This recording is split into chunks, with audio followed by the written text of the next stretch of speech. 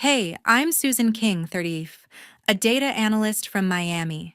My husband and I worked hard to buy a vacation home in Key West for my parents to enjoy a dream getaway. Sounds generous, right? But things took a wild turn. My parents and brother demanded I let him take over the place, claiming he'd manage it for the family. I flat out refused, thinking that'd shut it down. Oh, how wrong I was. It all kicked off at a chaotic family cookout where their pushy demands sparked a firestorm. Tensions boiled over secrets unraveled and trust got obliterated. Then came a jaw-dropping break-in that flipped everything upside down. I had to take a stand, and my plan. It left them absolutely stunned. Stick around to see how this family drama exploded, how I uncovered their betrayal, and what I did to reclaim control. On a sweltering summer day in suburban Miami, my husband Derek and I reluctantly pulled up to my parents' house for their annual cookout. The backyard hummed with chatter, neighbors and relatives milling around, the sizzle of burgers on the grill filling the air. I plastered on a smile, but my gut told me these gatherings always brought trouble. My parents had a way of turning a light-hearted day into something heavy, and I was already on edge. As Derek and I grabbed sodas from a cooler, Douglas and my sister-in-law Cheryl swaggered over, their faces flushed from too many drinks. Douglas's voice was loud, his words slurring slightly as he leaned in close. "Susan, we gotta talk about that Key West house," he said, his arm draped over Cheryl's shoulders. "You're barely there. Let us keep handling it. We need a place to unwind." You know, Cheryl nodded vigorously, her eyes a bit unfocused. "It's perfect for us to just get away from all the stress," she added, her tone overly earnest, like they'd rehearsed this. I narrowed my eyes, sensing a hidden agenda. That vacation home was my gift to my parents, not a playground for anyone else. "You've stayed there when I've allowed it," I said, keeping my voice steady. "That's enough, isn't it?" But Douglas pressed harder, his tone sharper. "Don't be so stingy, Susan. We could use it more often." "It's just sitting there," Cheryl chimed in, her words tumbling out. "You've got everything, but you can't share with family." Their pushiness felt like a coordinated attack, and I wasn't buying their relaxation excuse. Before I could push back, a commotion broke out near the buffet table. My nephew, Connor, 10, and my niece, Harper, 8, were darting around laughing as they dodged between guests. In their frenzy, Connor's plate tilted, flinging a glob of barbecue sauce onto a neighbor's crisp white dress. The woman let out a sharp yelp, her hands flying to the stain as sauce trickled down her skirt. Harper stopped dead, clutching her juice cup, while Connor snickered, oblivious to the glares. The crowd hushed, eyes darting between the mess and the kids. I stepped forward to smooth things over, but my mother cut in first, her voice slicing through the tension. "Susan, why didn't you stop them? You saw how wild they were." My father, arms folded, piled on. "You need to take responsibility here." I froze, my jaw tightening. Responsibility? Those were Douglas's kids, not mine.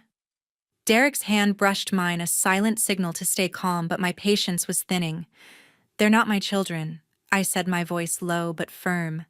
"Maybe Douglas and Cheryl should keep them in check." Douglas overheard and snapped, "Don't lecture me, Susan. You're always acting superior with that fancy house." Cheryl jumped in, her tone biting.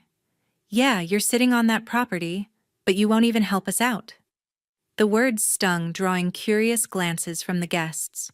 My parents didn't step in to diffuse things, instead, they doubled down. My mother's eyes narrowed. "Susan, you're blowing this out of proportion. Just let Douglas handle the house." "It's not a big ask." My father's stern nod backed her up, as if I was the one being unreasonable. My chest tightened, a mix of anger and disbelief churning inside. This wasn't about the kids or the spilled sauce, it was about control. They wanted my property, something I'd worked years to afford, handed over like it was nothing. I took a deep breath, my voice cutting through the murmurs.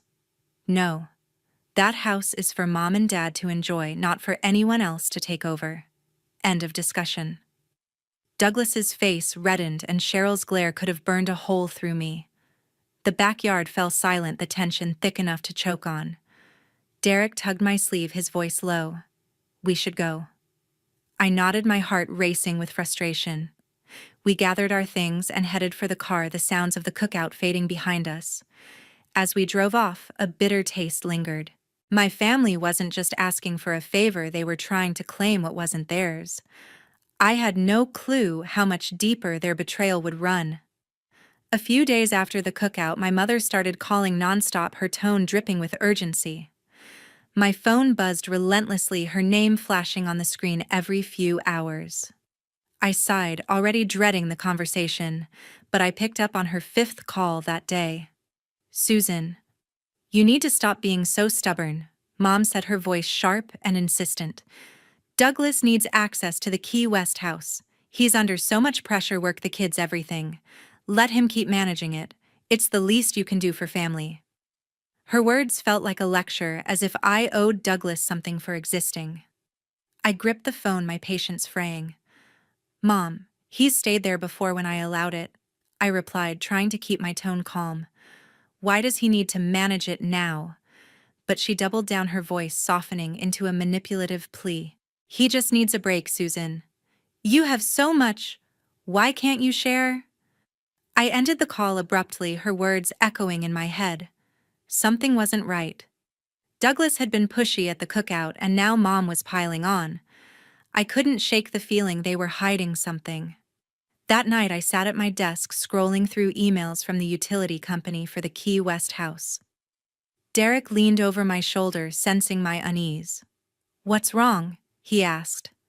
I didn't answer right away. My eyes locked on a string of water and electric bills way higher than they should have been for an empty vacation home. My heart sank as I dug deeper, cross-referencing dates and payments. The numbers didn't add up. For the past 2 years since I'd asked Douglas to keep an eye on the property during my busy work seasons, the usage had spiked, consistent with someone living there full-time. I found a hidden folder in my email buried under spam, with confirmations from a rental platform. Douglas had been listing my house online, pocketing thousands of dollars without a word to me. My blood boiled. This wasn't just negligence, it was betrayal. I opened our family group chat, my fingers trembling as I typed. Douglas cared to explain why my house has been rented out for 2 years. I attached screenshots of the utility bills and rental confirmations, my message blunt and unyielding. The chat went silent for a full hour, an eternity in our usually noisy thread. Then Douglas replied, his tone defensive. You're making a big deal out of nothing, Susan. I was just making use of an empty house. Cheryl jumped in, her message dripping with sarcasm. Wow, Susan, you're really blowing this out of proportion. I stared at the screen, my jaw clenched. Before I could respond, my father chimed in. Susan, stop overreacting, Dad wrote. Douglas was helping out, keeping the place active. You should be grateful. Mom followed with a long paragraph, her words a mix of guilt and accusation. We're family, Susan. Why are you so selfish? That house could help Douglas get back on his feet. I couldn't believe it. They were defending him, acting like I was the villain for protecting my own property. The realization hit hard. They weren't just siding with Douglas. They were likely in on it, maybe even splitting the profits. I put my phone down, my mind racing. Derek sat beside me, his voice steady. You don't owe them anything, Susan. This is your house. His words grounded me, but the sting of betrayal burned deep. My family had been using my generosity against me, turning my gift into their personal cash machine. I wasn't going to let this slide. The next morning, I called my property manager, Francis Perry, a no-nonsense guy I'd hired to check on the house occasionally. Francis, I need the locks changed on the Key West property. I said, my voice firm. Douglas no longer has access, and I want you to take over completely. Francis didn't hesitate, his tone professional. Got it, Susan. I'll have a locksmith out today, and I'll install new security codes. I also asked him to check the property for any signs of unauthorized use, my gut telling me there was more to uncover. By afternoon, Francis sent photos of the house, strange furniture in the living room, unfamiliar clothes in the closets, and a stack of takeout containers in the kitchen. It was clear Douglas hadn't just rented it out. He'd let strangers treat my house like a cheap Airbnb. I felt sick, my trust in my family shattered. I sent one final message to the group chat. The locks are being changed. Douglas, you're done with the house? I'm beyond disappointed. Mom replied instantly, her words frantic. Susan, you're tearing this family apart. Dad added, this is uncalled for. You're punishing your brother for no reason. But I was done listening to their excuses. I leaned back in my chair, a mix of anger and relief washing over me. Handing the property to Francis felt like reclaiming a piece of myself. My family's betrayal had cut deeper than I'd expected, but I wasn't going to let them guilt me into submission. They thought they could manipulate me, but I was ready to take control, and they had no idea what was coming next. 1 week later, Francis called me, his voice laced with panic. Susan, you need to get down to Key West now. He said, his words rushed. Someone tried to break into the house last night. My stomach dropped as he explained the security cameras caught Douglas, of all people, tampering with the gate lock and prying at the back door of my vacation home. My mind reeled. After I'd changed the locks and cut off his access, Douglas had the audacity to try to force his way in. I told Francis to send me the footage and call the police immediately, my voice shaking with a mix of rage and disbelief. By the time I checked my email, the video was waiting. There he was, Douglas, in a grainy night vision clip, wielding a crowbar as he worked on the gate. He moved to the back door, jamming the tool into the lock until it gave way, the metal scraping loudly. A second figure lingered in the shadows, someone I didn't recognize, but Douglas was unmistakable. My heart pounded as I watched him slip inside, only to freeze when the alarm blared. Within minutes, police lights flashed in the frame, and officers tackled Douglas to the ground, cuffing him as he shouted excuses. The second figure bolted, leaving Douglas to face the consequences alone. Francis followed up with another call. The police have him in custody, he said, his tone grim. They're charging him with trespassing and property damage. The gate's mangled and the back door's frame is cracked. I closed my eyes, the weight of his words sinking in. My own brother had tried to break into my house, the one I'd poured years of savings into for our parents. The betrayal cut deeper than I could have imagined, but a part of me wasn't surprised. Douglas had already shown his true colors by renting out the place behind my back. That evening, my phone rang again. This time it was Mom. Her voice was frantic, almost unrecognizable. Susan, you have to help Douglas, she pleaded. He's in jail. It was just a stupid mistake. He didn't mean any harm. I gripped the phone, my knuckles white. A mistake, I shot back, my voice rising. He broke into my house, Mom. He used a crowbar. That's not an accident. She kept going, her words tumbling over each other. He was just upset, Susan. He acted impulsively because you cut him off. Please drop the charges. He's your brother. Her tone shifted from begging to guilt-tripping, as if I was the one tearing the family apart. I took a deep breath, trying to steady myself. Mom, he crossed a line. He's been stealing from me for years, and now this, I'm not letting it go. She gasped, her voice breaking. How can you be so heartless? He's struggling. But her words only fueled my resolve. Douglas wasn't struggling. He was entitled, thinking he could take whatever he wanted. I ended the call, my hands trembling, and turned to Derek, who'd been listening quietly. Am I wrong? I asked, my voice barely above a whisper. He shook his head, his expression firm. You're protecting what's yours, Susan. Don't let them guilt you. What stung most was my father's silence. I'd expected Dad to call to say something, anything. Maybe he'd defend Douglas like Mom, or at least try to mediate. But nothing. Not a text.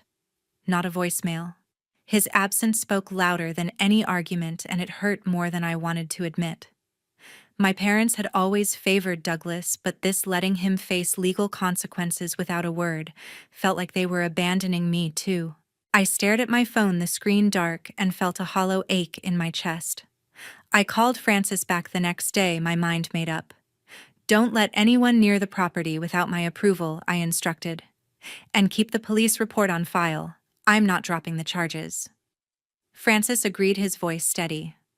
The police have the footage and they're moving forward with the case. Douglas could face a fine or worse depending on the judge. I nodded, though he couldn't see me. For the first time, I felt a flicker of control, like I was finally standing up to the chaos my family had unleashed. As the week went on, I learned more from the police report Francis forwarded. Douglas had claimed he was just checking on the house, but the crowbar and broken locks told a different story. The damage wasn't extensive, about $1,000 to fix the gate and door, but the violation was personal. My house wasn't just a building, it was a symbol of my hard work, my sacrifice. Douglas had tried to take that from me, and my parents' defense of him only deepened the wound. I sat with Derek that night, the police report spread out on our kitchen table. They think I'll cave, I said, my voice steady but cold. But I'm done being their doormat. Derek squeezed my hand, his support unwavering. I knew this was just the beginning of the fallout, but I was ready to face it. My family had pushed me too far, and I wasn't backing down. A few days after the break-in, my parents showed up at my doorstep in Miami. The doorbell rang as I was sipping coffee, and my heart sank when I saw Mom and Dad through the peephole, their faces set in grim determination. I opened the door, bracing myself for what was coming. Mom stepped forward first, her voice trembling but firm. "Susan, we need to talk about Douglas," she said, clutching her purse like a shield. "You have to drop those charges and let him manage the Key West house again. This has gone too far." Dad stood behind her. His arms crossed, his silence louder than any words. I felt a surge of frustration, but before I could respond, Derek appeared beside me, his presence steadying. "Let's hear them out," he whispered, though his eyes told me he was as skeptical as I was. I nodded, stepping aside to let them in. As they sat on my couch, I called my best friend, Joyce Brooks, who'd always been my rock in family drama. "Joyce, can you come over?"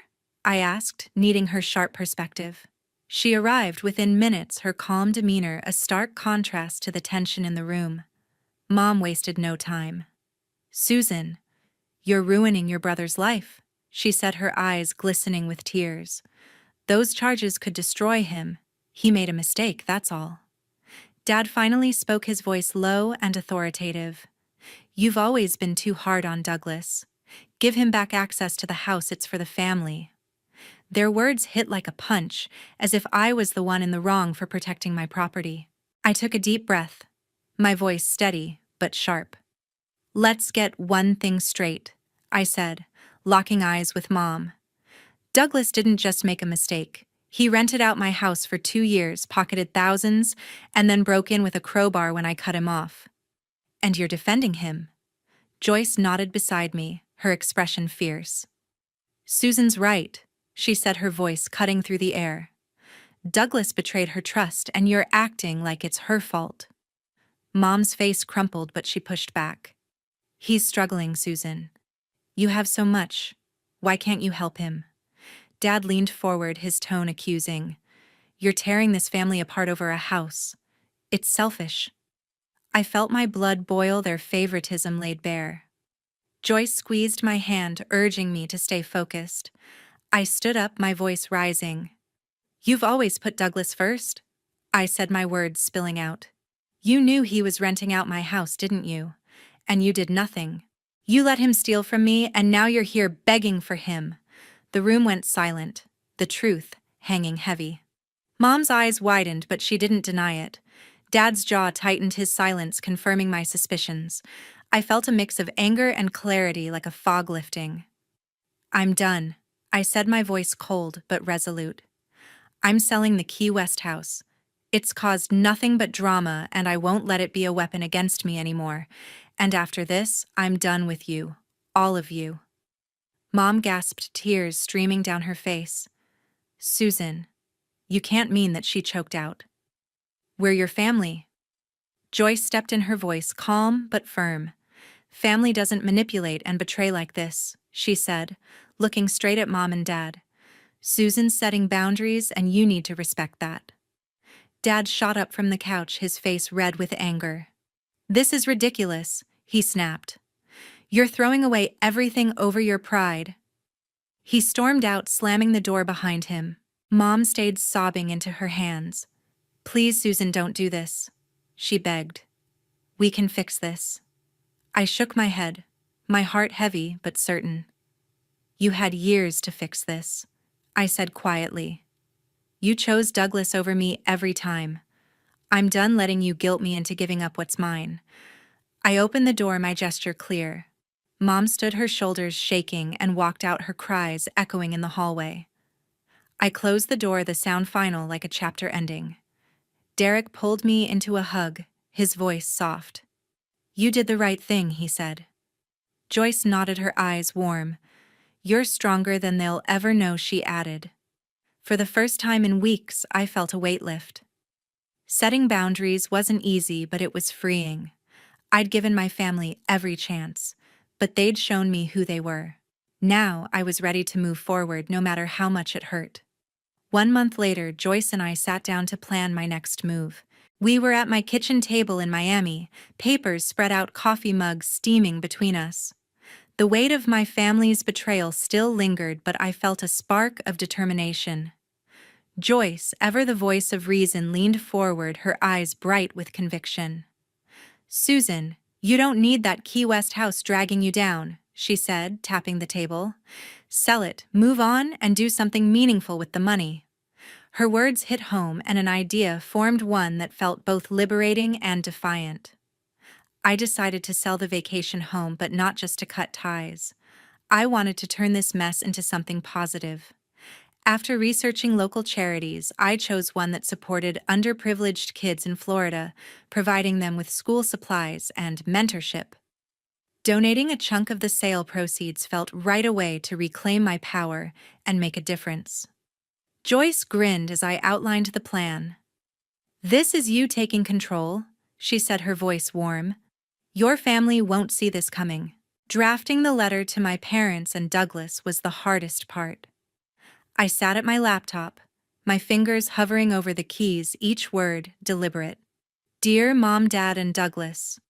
I wrote, my tone firm but calm. I'm selling the Key West house. None of you will receive any proceeds. A portion will go to a children's charity in Florida, and the rest will secure my future. Your actions renting out my property, breaking in, and defending it forced my hand. This is final. I read it aloud to Joyce, who nodded approvingly. It's clear, direct, and leaves no room for argument, she said. I sent the letter by certified mail, ensuring they'd all receive it, my heart pounding with a mix of resolve and relief. Derek supported the decision, though he stayed quiet as I worked through the details. You're doing what's best for you, he said, squeezing my shoulder. That evening, I contacted my real estate agent, who estimated the house could fetch a good price despite the minor damage from Douglas's break-in. The process felt like shedding a heavy weight, each step pulling me further from my family's chaos. Meanwhile, Douglas faced the consequences of his actions. Joyce, who kept tabs on local news, forwarded me a court update. Douglas had been fined $2,000 for trespassing and property damage, along with a 6-month suspended sentence. His employer, a small construction firm, let him go after the criminal record surfaced, unwilling to keep someone with a pending case. To cover the fine and his mounting debts, Douglas sold his prized pickup truck, a detail Joyce learned through a mutual acquaintance. I didn't feel joy at his downfall, but a quiet sense of justice settled in. He'd made his choices, and now he was living with them. My parents, too, were reeling. Without my financial support, something I'd quietly provided for years, from helping with their bills to maintaining the Key West house, they struggled to keep up their lifestyle. Joyce heard from a family friend that Mom and Dad had listed their second home, a small condo in Naples, to cover expenses. The news didn't surprise me. They'd relied on my generosity while siding with Douglas, and now they were scrambling. Mom tried calling once, leaving a voicemail filled with vague apologies, but I didn't respond. Dad stayed silent, as he had since the confrontation at my house.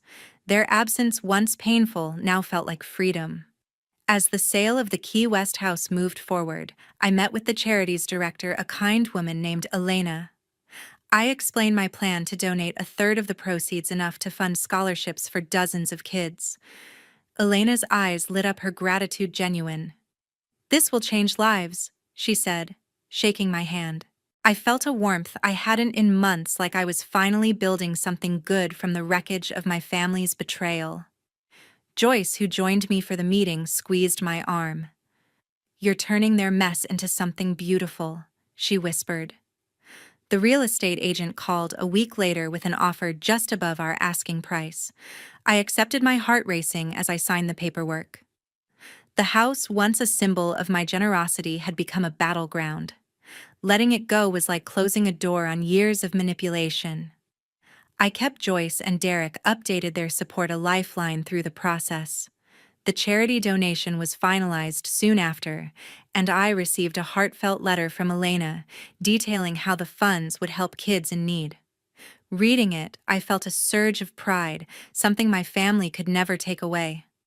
As the dust settled, I realized how far I'd come. Cutting ties with my parents and Douglas wasn't just about the house, it was about reclaiming my life. Their actions had pushed me to this point, but I'd chosen to rise above, to create meaning from their chaos.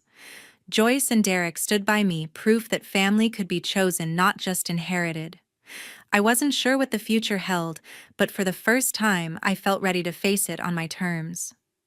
6 months later, Derek and I were living more peacefully than ever. Our Miami home, once a battleground for family drama, had become a sanctuary of calm. The absence of constant phone calls, guilt trips, and betrayals felt like a weight lifted from my shoulders. I'd spent years tangled in my family's chaos, but cutting ties had given me clarity and freedom I hadn't known I needed. Derek and I filled our days with simple joys: morning walks along the beach, quiet dinners at home, and plans for a future unburdened by their demands. I'd heard whispers about Douglas and Cheryl through mutual friends, though I no longer sought updates. Their lavish lifestyle, fancy dinners, designer clothes, and weekend getaways had crumbled under financial strain. After Douglas's fine and suspended sentence, his job loss hit them hard. Without his income, they'd sold off more than just his truck.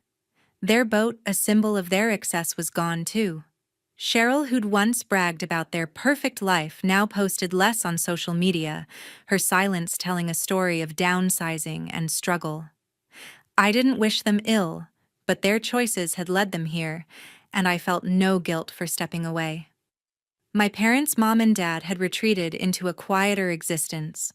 After selling their Naples condo, they moved into a smaller apartment, their social circle shrinking as their finances tightened. Friends told me mom stopped hosting her usual neighborhood gatherings, and dad rarely left the house except for errands. They hadn't reached out since I sent the letter announcing the sale of the Key West house, and I hadn't expected them to. Their silence, once a source of pain, now felt like a gift. I'd given them so much time, money, trust, only to be met with favoritism and excuses. Letting go was my way of reclaiming my peace. Looking back, I realized how much this journey had taught me. Protecting my boundaries, even with family, wasn't selfish, it was survival. For years, I'd let guilt and obligation pull me into their chaos, thinking I owed them my loyalty. But loyalty doesn't mean sacrificing your well-being. Cutting ties wasn't about anger, it was about choosing myself, my happiness, and my future. The Key West house, once a symbol of my generosity, had become a lesson in standing firm. Selling it and donating to that children's charity in Florida felt like turning their betrayal into something meaningful, a legacy of kindness, not conflict. I thought about the kids who'd benefit from that donation, their faces bright with possibility as they received books, backpacks, and mentors. That choice, inspired by Joyce's encouragement, reminded me that family isn't just blood, it's the people who lift you up, like Joyce and Derek. They'd been my anchors, reminding me I was worth more than my family's manipulation. Every step, from confronting Douglas's schemes to walking away from mom and dad's demands, showed me the power of self-reliance. I'd built a life I was proud of, not because of them, but despite them. Now, sharing this story, I want to thank you all for listening. This hasn't been easy to tell, but it's real, raw, and a part of who I am. I hope it resonates with some of you because I know I'm not alone in navigating family drama. Have you ever had to set boundaries with someone close to you? Maybe you faced betrayal or had to make a tough call to protect your peace. Drop a comment below. I'd love to hear your stories, your struggles, and how you've come through stronger. And if this story struck a chord, please share it. Let's spread the message that standing up for yourself, even against family, is a strength, not a flaw. Your support means the world, and I'm grateful for every one of you who's followed this journey. As I sit here reflecting on the past year, I feel lighter than ever. The house is gone, the drama is gone, and I'm left with a life that feels like mine. Derek and I are planning a trip not to escape, but to celebrate. Maybe we'll head somewhere new, somewhere that's ours, free from the shadows of my family's choices. I don't know what tomorrow holds, but I know I'm ready for it, grounded in the truth that my peace is worth protecting. Thank you for being here, for hearing me out, and for reminding me that stories like mine can inspire others to find their own strength.